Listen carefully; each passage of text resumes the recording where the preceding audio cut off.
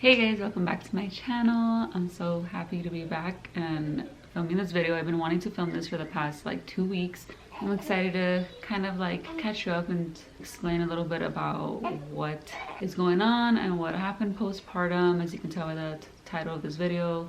And also you get to meet baby Aurora today. She is sleeping here in the bassinet, kind of waking up, as you can tell. So I had a beautiful home birth. Like, it was a dream come true. Just get like a super happy feeling when I think about it, when I remember like looking down and seeing my baby for the first time in the water. And yeah, it was just a really beautiful experience, and I'm so grateful that I was able to have that, because I know that sometimes people plan on home births or they plan on something and it doesn't end up happening. Things go a different way than you actually wanted it to. So I'm just like super grateful that the birth was like a dream come true. So I just want to talk a little bit about what happened after the birth. I was in the water probably for like an hour from the moment I entered to the moment I got out of the water. And the water is hot. I mean, it's not like super unbearable hot, but it's like, it's very relaxing when you're in water and you're feeling pain and you're, you know, going to give birth. After the placenta was delivered, they asked me, are you ready to come out? Like, whenever you're ready. So I handed the baby to my husband. My two midwives are helping me up to stand up. Next thing I know, I'm waking up and I'm on the ground and I just see faces above me calling my name. So what happened was, after I came out of the birthing pool, I passed out. They were of course guiding me and helping me and telling me like to take it very slow. Like, as soon as I stood up, they were like, okay, slowly. And I just don't know, I just remember everything just closed in on me. When I was on the ground, I just remember like feeling like at peace. And then I just remember, Melissa. Like, I heard my name and I opened my eyes and they were over me, and I was kind of just like out of it. I just remember blinking and blinking, and then it hit me. I was like, oh my god, I passed out. I felt fine, but I just was kind of like more in shock that like, what? I passed out? Like, I had never passed out in my life. And then eventually they helped me sit up and they handed the baby back to me. And they told me just to stay there. So that's why at the end of my birthing video, when I show the slideshow of the photos, you can see me like with the baby leaning against the birthing pool and my girls around me, my older girls.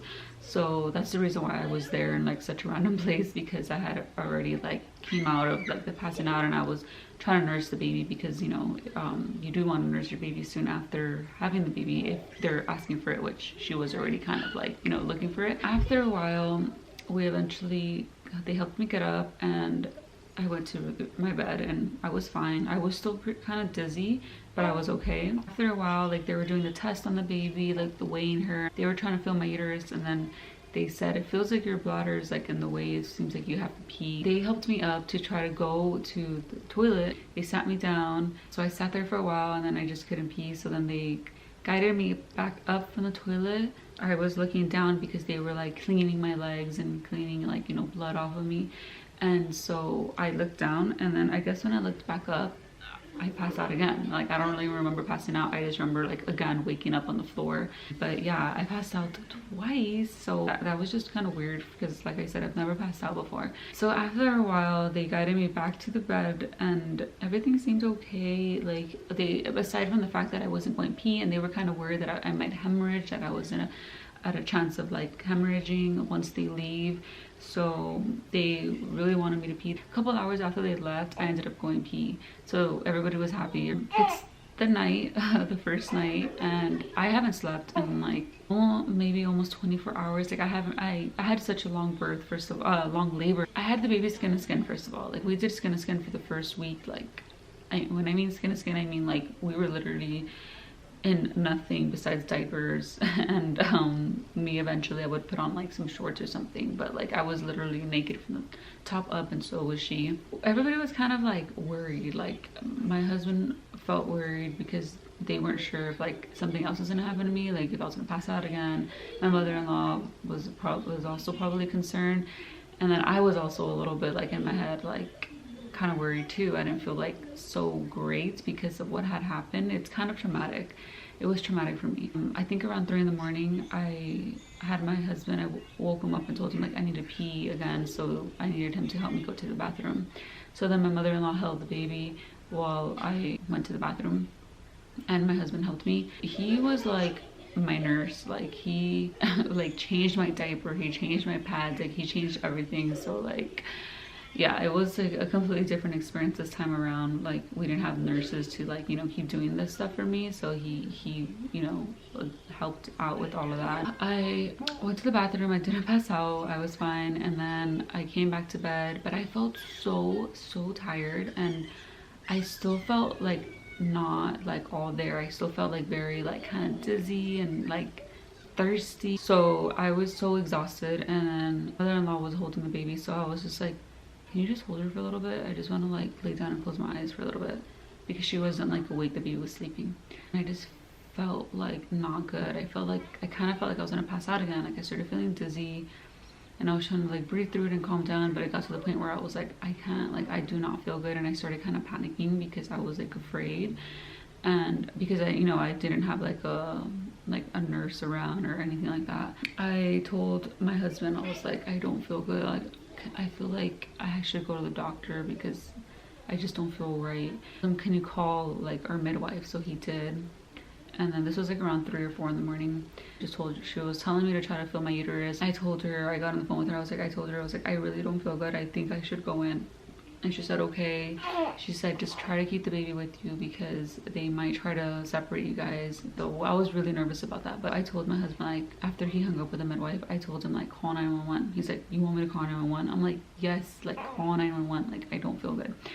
They came over and they like put those like sticker things on me to check, like, you know, I don't know, the heart or something like that. They tested me and they said like everything looks fine, but you know, they're gonna take me in. So they like wheeled me down the stairs into the ambulance. I kept the baby with me the whole time. So once we got to the hospital, they checked my blood levels, they put me on IV. They said that my sodium was like super extremely low. The doctor asked me if I felt any headaches, and I said no, and she said because it's super low and you could be at risk for seizures. And I was like, oh crap. And I still didn't feel that great even then at the hospital, even when they were like giving me IV. They wanted to give me more IV because they saw my levels were so low. So then they said after they're done giving me the IV, the extra bags of IV, they would retest me and see if it's gone up, which they did go up a little bit, but they still wanted me to go up a little more. But they ended up giving me 3 bags of IV.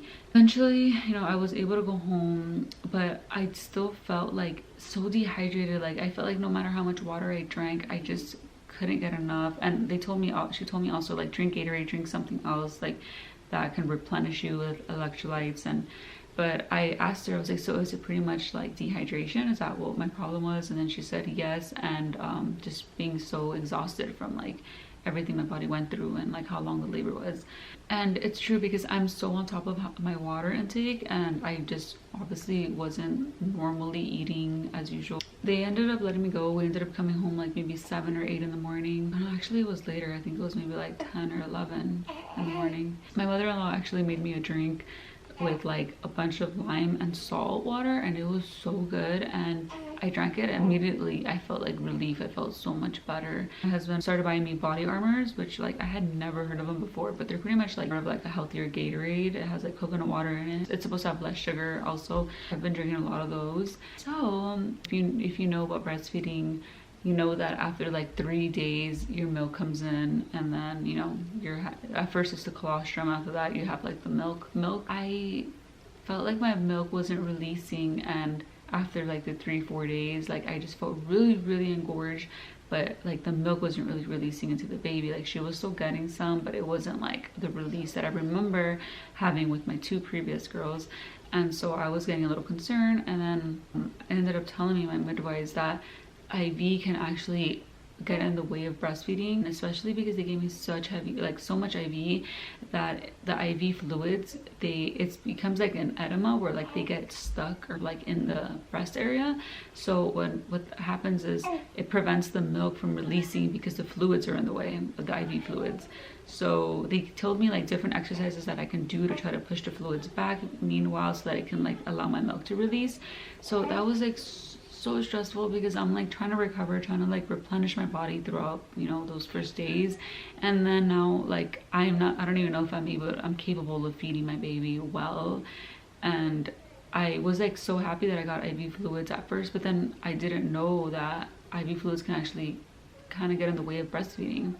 especially because they gave me so many. I thought to myself like, well, if my milk doesn't come in, or like she's not getting enough milk, then I'm gonna ask my midwife if there's a place where she can like hook me up with like breast milk. You know, I know that people donate breast milk and you can like buy it, or like I don't know how it works, but I was gonna do that because I don't want to be formula feeding my baby, and I was just gonna do that until like I figure out this whole situation. Eventually, after like a few days, the fluids started draining even more out of my body. My milk eventually ended up coming in like full on, like it was there already, but like it actually ended up releasing, and I was able to tell that the baby was like gulping more. During the whole first week, when I was already dealing with like my health and feeling like that kind of like anxiety that I felt like I was gonna get sick, like I was just worried about getting sick because I felt like a protection for my baby, and I felt like I can't be sick because I need to be there for my baby. Like she's relying on me for food and for survival. So I was stressed out about my health, and then I was stressed out about the milk. And then in the middle of summer in North Carolina, where it's freaking hot, our AC breaks down. And I'm already the kind of person where I need to be in a very fresh environment. I do not like being in the heat. I want to feel like there's fresh air. I don't want to feel like there's stagnant, hot, humid air. Oh my gosh. California has the best weather. I'm really missing California during the summer. But yeah, the humidity, the heat, it just gets so hot over here, and it's been hotter this time from what I've heard than last year. So our AC breaks down. I'm already hormonal, like I'm trying to recover, and it's just not a good situation. I was just not having it. I was not feeling good. I was just like, what are we gonna do? Like, oh my gosh, because I tried to call someone the day that it broke down, but nobody was available until the next day. Anyway, we ended up finding someone in our neighborhood who does HVAC. They came down, they ended up getting it back up and working, but by the next morning, it was not working again. So then he came back again that evening, and he ended up getting it back to working. But then 2 weeks later, which was like a few days ago or like a week ago, it stopped working again. So it's just been a very stressful time. You know, you're already dealing with postpartum things. I'm reading in my book. It's called The Fourth Trimester. A great book to be reading after you have a baby, like the first few weeks after you have a baby. It talks about how like once you deliver the placenta, everything changes. Like you're no longer relying on the placenta for your hormones. Like your hormones drop to the point where you are like a menopausal woman. Like your hormones just completely drop. From being so high, they completely drop because your placenta is gone now. And so now your ovaries have to kick in and start creating the hormones and, you know, producing the hormones for your body. Already so much is happening with our bodies. Like you go from having like a huge belly one day, one like minute, and then the next minute you are gone. Like the baby's gone, the placenta's gone. Like you created an organ, which is a placenta, and it's now gone. And so everything just like literally changes. So I'm already dealing with all of that, and then I'm dealing with the breast milk, with the IV fluids, the AC breaking down. It's like, okay, sorry to interrupt this video. Here I am editing and have baby here sleeping, but I forgot to mention something so important that happened during those postpartum first weeks, which was that the girls ended up getting super duper sick, and they never really get sick, and if they do, it's mild. But this was like a really bad sickness where they had fevers, earaches. They just kept getting better, and then the next day they would wake up with something else happening, which was like the earaches that kept coming back. And then Jane got pink eye, and she happened to get pink eye on my birthday, my big 30th birthday. And I was afraid of her passing it to me and then me passing it to the baby, because it could be more serious if the baby gets it. On my birthday, I literally was in my room the entire time by myself and with the baby. My husband would sometimes come in and like, you know, hang out with me, but I pretty much was alone. When the girls first got sick, I also got mastitis, which if you don't know what that is, it's pretty much a breast infection. Like my milk duct got clogged from being so engorged, and so I got an infection. I got fever and chills, and it was just not a good time. Like their sickness went on for like a week. Like I just wanted to say that because that was a significant part of like what I was supposed to mention in this video that really was added to the stress that I was already going through. So yeah, I just wanted to say that, and now let's get back to the video. I think the thing that has helped me the most throughout this whole time is my mother-in-law being here. Like, I don't know how I could have gone through all of this if she wasn't here throughout this whole time. It just made such a huge difference that she was here and that she's still here. And I'm like, very sad that she's going to be leaving soon. So I'm trying to like get my life together because I have to go back to like taking care of the kids by myself and cooking and cleaning. I'm obviously going to try to take it easy and only do what needs to be done. My battery died, I didn't have to change the battery, so like I for sure got the baby blues. I won't say that I got the postpartum depression because I didn't feel depressed. I felt more like worried and fear, more like anxiety. I felt very lonely, which is kind of common for women to go through after having a baby. This is the first time that I've had a baby in another like state away from California, which all our families, all my family's in California. This whole experience has just been, it's been different.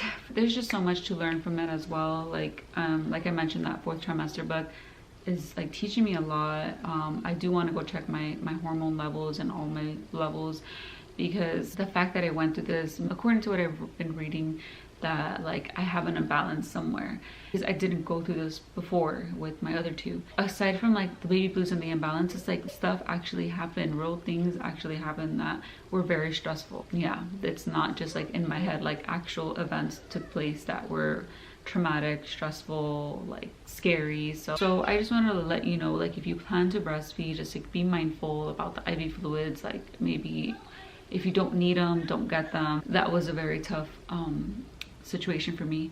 Read the 4th trimester book. It is a really informative book. I mean, things are getting better. I don't want this to be like a negative video. I just wanted to talk about what happened, because you know, things like that happen. And I had a beautiful birth, but then I had like a very traumatic like after postpartum time. I want to say thank you to everyone who has like watched my birthing video and congratulated me and sent these like nice comments. I've received so many DMs on Instagram. I will still discuss like home birth and if I would do it again and like that kind of thing, and like more advice and things like that. If you have any questions, please leave them down below. You can also DM me on Instagram or email me. But yeah, if you have questions regarding the birth or anything at all, like leave them below. I'm more than happy to do a Q&A. Baby is still sleeping and my camera's about to die and I'm supposed to show her. So we have baby here. Her headband is loose, so I don't want to fix it because I don't want her to wake up, which she looks like she's waking up. But these are my nursing pads. But yeah, there's the little baby. She's getting some of that like baby acne stuff. They say it's because she's like clearing out the hormone, like my hormones from when she was in me. So it's kind of like baby puberty.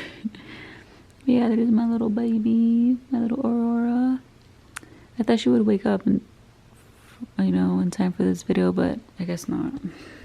I'm still not back to my pre-pregnancy weight, which is not expected. My second battery ended up dying. I'm doing it on my phone. There's a huge mess back there because the girls were playing like, I don't know, they were like built a car out of chairs and they were pretending to travel. And then that's like the guest bed, so it's like done because my mother-in-law is still here. Here's how I look so far postpartum. So just trying to be real. I don't know if I should show my belly. I mean, I guess you guys are seeing the real thing. Here's the belly. That's the update. Thank you so much for watching.